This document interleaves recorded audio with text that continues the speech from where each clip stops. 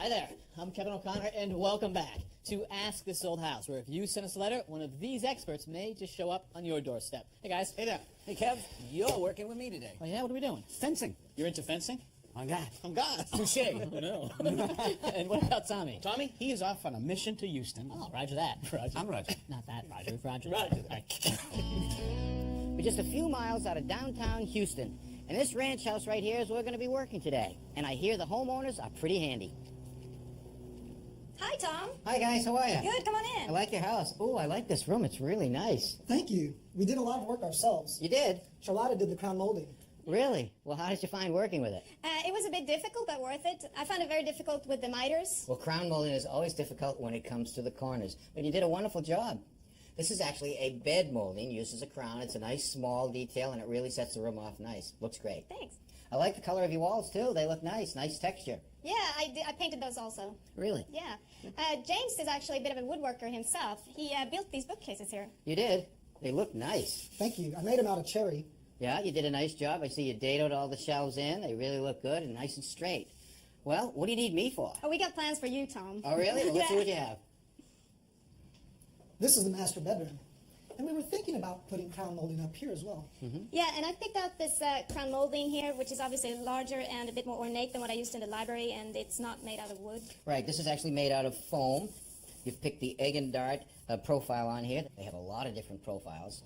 And what I like about this stuff, it's very stable. So it doesn't expand and contract, and the joints won't open over time. Is it going to be harder for me to work with it than the wood? No, it actually goes up just like wood, and it's not any harder. Let me get some tools, and we can get started. Great. All right, that looks good. Our carpet's all protected. Now, there's a few different ways that we can install this molding. We could nail it in place, but we have to worry about this molding getting dented, maybe from the nail gun or from a hammer, and then it would have a hole to fill. You can glue it in place, but then you have to worry about the excess glue spilling onto the ceiling or the wall. We'd have to clean that off. Well, we have a new system that the manufacturer sent us, and I've never used it before. It's actually a plastic clip. And the plastic clip will screw up against the ceiling and against the wall. And on the back of the molding, they supplied two little kerf cuts. So when the clip is on the wall, you actually push the molding into the clip, and it holds it to the wall. No nail holes to fill. So let's get the brackets in place. The manufacturer recommends the clips be spaced about 12 inches apart. So I've marked the wall in 12-inch increments. We can now screw the clips to the wall. All right, Charlotte, what I want you to do is take this clip and hold this part tight against the ceiling and this part tight against the wall and drive the screw into this hole right here. But try to keep the screw level. Don't go up or down with it. Okay. All right? So you get up there. We'll put the screw right on the end of the tip of the screw gun. There you go. This is the trigger. That's right. A little bit at a time.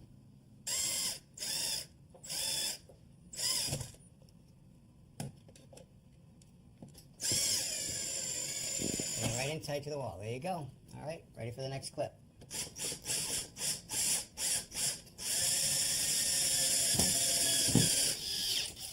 Now, the reason I'm having you put the blue tape below the bracket is because it's a locator. Now, when we put the molding up against the wall, we can't see the bracket. So, when I punch the molding into the bracket, we're lined up perfect. All right, we're ready to start measuring for our molding. And what I want to do first is I want to start on this inside corner right here, and I want to find out if this corner is square. So I'm going to use this square right here, and I'm going to hold it against the wall. Now I can see that this inside corner is not 90 degrees. It's out of square. So what I'm going to use is another tool right here. This tool right here will automatically bisect the angle. Now I put it in the corner, open it up, tight to each wall, and then I tighten down on the clamp to lock it into position. Now I have the exact angle that I want to cut the crown molding, so let's take this tool to the saw. Now I take one leg of my dividing gauge and I hold it tight against the fence of the saw. I then move the saw over with my laser light. I line up this line right here in the gauge, and that's our center line. And my angle will be bisected perfectly. Now we're ready to cut our molding. Now here's how it sits on the wall, and here's how we're going to cut it on our saw. Now we have to think of the base of the saw as the ceiling and the fence of the saw as the wall. Now I've positioned these two blocks on the saw that will hold my molding at the right angle. It will hold it flat against the wall, which will make it flat against the ceiling. Now, if I was to take this molding and hold it flat against the fence and make a cut, that's a simple miter. But a crown molding actually has two angles. When I make this cut, it's now a compound miter. Now I'm ready to make my first cut.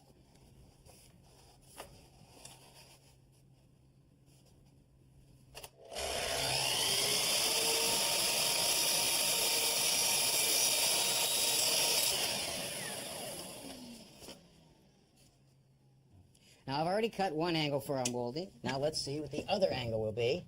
And it's the same, so that's good. So now I'll measure for the length. And that is 40 3/4.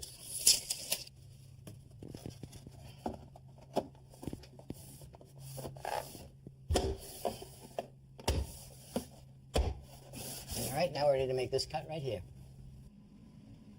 We've already cut one of the angles on our first piece of molding. With our saw still set at the same angle, we'll cut our second piece of molding.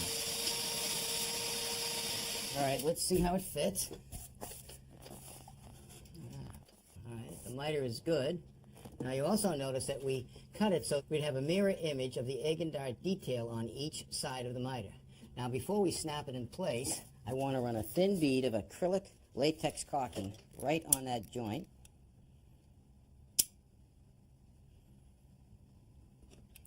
Okay, now let's push it into the corner. Snap in my first one. Now hit the molding right above the blue tape. Okay, ready for the next piece. All right, now to put this next piece up, so I don't have to measure and I'm guaranteed to get the right length, we're going to hold the piece upside down. I'm going to measure the piece about 1/8 of an inch longer than needed, and we'll just spring it into place so we'll get a nice tight fit.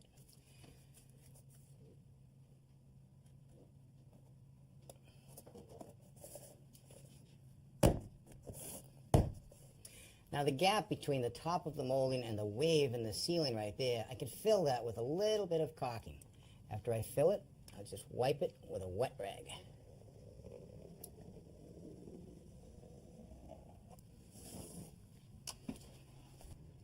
So the molding will fit around the register. I actually cut out the bottom of it right here. Let's see how it fits.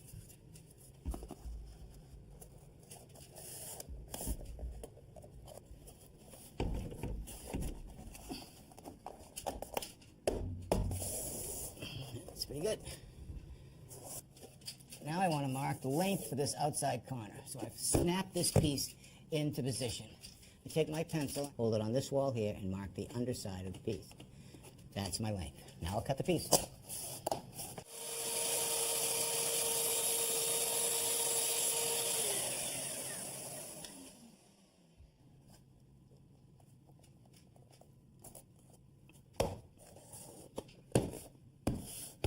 All right, now we're ready for the last piece. Let's see how it fits. I want to get it tight into the corner. Now I want to line up the outside corner. And it's important that it lines up, it's tight, and the pattern matches. All right, that looks good. The egg and dart pattern matches perfectly on each side. Now I'm going to give you a little secret on why I started right here in this part of the room. This is the only part of the room where we could not match the egg and dart pattern. And we'll never notice it. Not in this corner. Well, guys, what do you think? That's it? It's phenomenal, Tom. It really dresses up the room. You've really done an amazing job. Well, it makes a big difference. I'm glad I could help. Thanks, Tom. My pleasure. So, Tommy, usually when you are dealing with crown molding, you are actually coping those inside corners, but there was no coping going on here. Well, with foam, you don't have to cope the inside corner. You can miter it. Because it's foam, it's stable, it doesn't expand and contract like wood, and those miters won't open up. They actually have a corner block that lets you completely do away with the miters as well. Right, and this is for an inside corner here. You just take the pieces and put it right against it. They also have one for an outside corner. And these just are butt joints Just like right that. here. Now, on the run of a wall where you have multiple joints, you can actually use a piece like this block will go between the joints, and you can just butt the pieces to the blocks. All right. But I like the traditional way, no blocks. Gotcha. Now, with regard to the clips, you said every 12 inches, and I'm thinking, isn't there a stud every 16 inches, and you want to actually screw into those? Well, I actually didn't screw it into the studs, Kevin. Here's a wall 16 on center. I actually screwed the bracket into the plates on the top of the wall so I can place it any distance I want. Gotcha. All right. And then there was another good tip that you gave us, and that was mirroring the pattern. When you came together in an inside or an outside corner, you were able to mirror or match that pattern all the way around except for the last connection. Right. I can move the molding to adjust it so this pattern will match this pattern, but there's always one corner, the very end, that I can't match that pattern. It's a lot like wallpapering. And so it's best to take that seam and put it somewhere where the eye is not going to go to it. Exactly. All right, so we have egg and dart that you chose for that room, but obviously lots of different patterns A to choose lot of from. different patterns right here. You have a dental pattern. This one's fancy here. Another fancy one here. Yeah. All kinds of choices. All right, good information, Tommy. Thank you very much. All right, gentlemen, and I use that term loosely. Oh, yeah. It's metal. It has a threaded rod inside that will turn, and it will move this slotted piece of steel up and down. Yeah. What is it? Who's going? I'll go. Tommy didn't say the most important part. Yeah. Orange. Yeah? Yeah. Safety. Yeah, absolutely. You know when you see the mother with the baby carriage and she's got the blown out tire pulled Yeah. off to the side? Right by her. I got stuff to do. That's Sorry. exactly why they need these, because guys like you just drive right by. Now they're on their own. That's right. Yeah, well, so what you do is you get the blown out baby carriage tire, you pull over, you put on your emergency lights, you find a couple flares, and then you reach for this. It is a baby tire jack. Nice. Absolutely. Baby Set it- jack. Yeah, baby jack, absolutely. Set it right up there in its axle, Yeah. twist it, lift it up. Makes great sense. Yeah. And fits in a diaper bag. You'd be amazed if it fits in the diaper Obviously, bag. you don't have a clue what it is. I'm going to give you another hint. It actually attaches to a drill. Do you think that's fair, that you didn't give me that hint? I do, yes. I actually think it's very fair. I know what it is before you gave him the drill, but I need a couple props. Right, Now, those aren't props, that's lunch. That's lunch. you guys are so bad. Everyone has a resealer for a wine bottle. It's a very popular gift. But do you have a resealer for your beer bottle? Like there's never been a beer you didn't finish. Well, maybe not me, but someone else. This just slides right over the top. You hit it with a screw gun. You get it on here? Yep. Don't do it. Don't do it. Don't. Good. See? Resealed again. Yeah. Good. That was sealed before you brought it over here. All right. What is it then? All right, let me actually show you. Have you ever driven a nail or had a nail that you just couldn't pull out? Or driven 8 of them that you can't pull out. You know, you get it out, you get the hammer on there, but it's really hard to Yeah. pull it out. Yeah. Maybe you need a bigger hammer. Yeah. I didn't. I looked for a bigger hammer. I couldn't find it. Well, this thing goes over the nail head like that. Let me drop this down. Slides onto the nail head like that. They actually have a piece that you slide under it so that you don't damage the wood. Yeah. Put it on your cordless drill. Put the drill in reverse, and the nail will come right out. Hey, look at that. Wow. The nail is out. Now, is that drill going to fit in the diaper bag? like you care now. So, Roger, we've got ourselves a cedar fence with some pretty beefy posts, a finial up on top. Cedar rails and cedar boards with a nice little cap on the top. Pretty good condition. I mean, it's weathered, but it looks nice. Yeah, it's pretty. The gate's pretty solid, but down here, look at this. You got a little sway in your fence. Wow, that is a lot of play. So something is going on down beneath. Right, I bet 10 to 1. You ready? Let's go. Take a look here. Oh, yeah. That's not good. We got to replace that post. So I went down to my local fence company looking for matching posts, and I found them. You can see these are cedar posts with a finial on the top. The holes line up with the exact rails we have, so they're perfect. Now you look at this post here, it looks brand new. Right. What I actually did is found these in a leftover pile. They're already weathered. They look just like the fence. The new one was $50. The old one I found out in the yard was $20. Less money and the look we want. That's great. A perfect match. Now, the first thing we have to do is remove the old post, and we don't want to take the whole fence apart. The first thing we're going to do is I'm going to draw a couple of lines, and then I'm going to have you take the circular saw and make a cut. Here and here, we're going to take out that piece of wood and release the rails.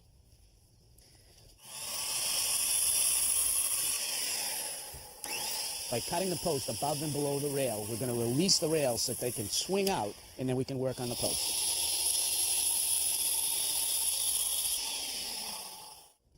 Now we just bang out the pieces of the post with a hammer.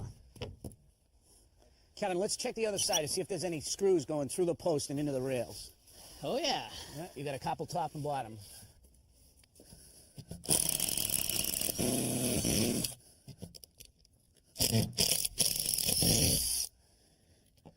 Now I'm just going to slide these two 2x4s underneath the fence to give it something to rest on when we take it apart.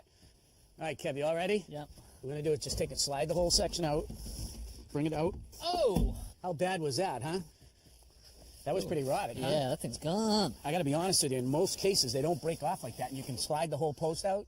Now we got to dig around and get that rotten piece out of the ground. I got the shovel. All right, I want you to throw everything on the top. Call me when you get that dug out, all right?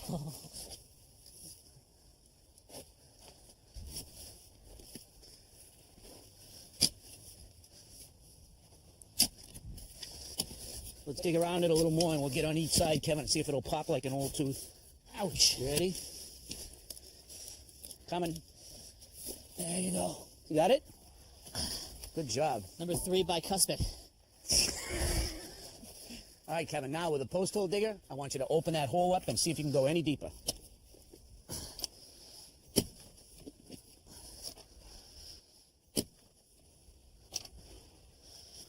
Now, Kevin, that pink line is attached to the base of the finial, and it runs up to this post up here and is attached at the base of the finial. And that's going to give us our height line where we want to set this post. So we're going to set it in the hole. Let me get this onto the front side so we can see it. How's that look? Down a little bit, but it's kind of loose in there. Ooh, that is a little more. One more. All right. Perfect. All right, Kev, go around the other side. Okay. Now we're going to lift up, slide that in the bottom. Yep. All right, let's line up the mid one. Yep, middle one's in. Okay, I'm gonna push this in. Good and tight? Yep. Okay, now we're ready for the next section. Now I'm going to tip this back to you as far as I can. Tip it down a little. A little more. Can you just tap that over to me a little bit? There There you you go. Line up the middle one. Middle one's there. Okay, now we're going to start tipping up to me. And top one's going to go. Okay, stay right there for a second. All right, how's that look? Pretty good. Coming down here? There. Yep, a little more. Yeah. Okay, now we just got to plumb it up. All right, Kevin, take that bottom a little to me. Once more. Perfect, hold it. Let's grab the buckets of gravel and put them around the post. The leading cause of rot in these posts is excess moisture. So what we're going to do to try to extend the lifetime of this post is to put some 3/4 stone in the bottom of the hole for drainage. All right, Kev, you just pack it in with this 2x3. All right, Kev, that should be good. Now we're going to use some graded base, and we're going to pack that around the post, and that's really going to hold it in place. Pour it right in.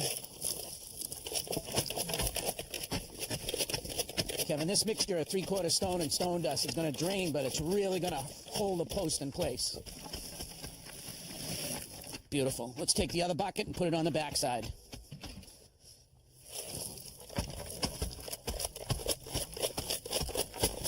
Just pin these rails to the post. Now, Kev, I filled in the top 6 inches of the hole with loam. We're all set. Let's see. How's it feel? We are more than all set. That's not going anywhere. Nice job, Roger. Thanks, Kev.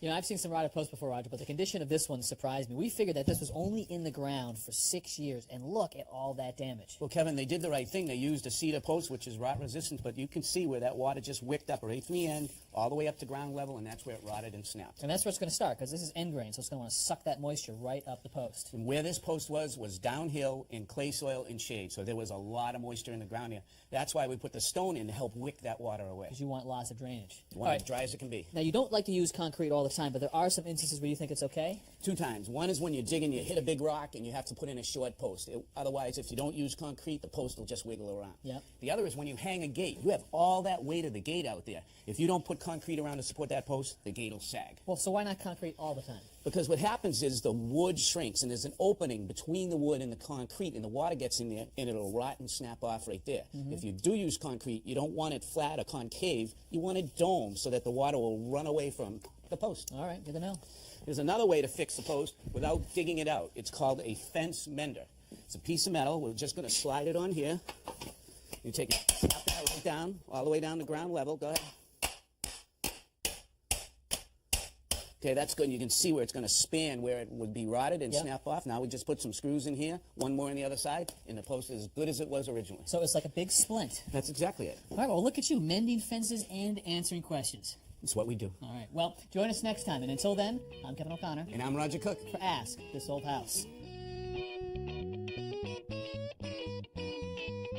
If you have a question about your house or a tip you'd like to share, please let us know.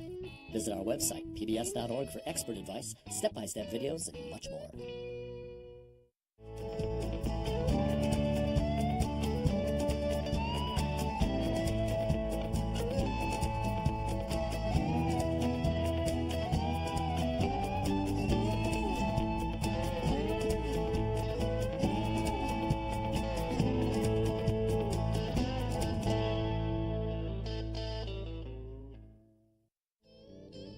Next time on Ask This Old House, Roger tucks in the shrubs for a long, cold winter. They're absolutely beautiful roses, and now they're ready for winter. That's next time.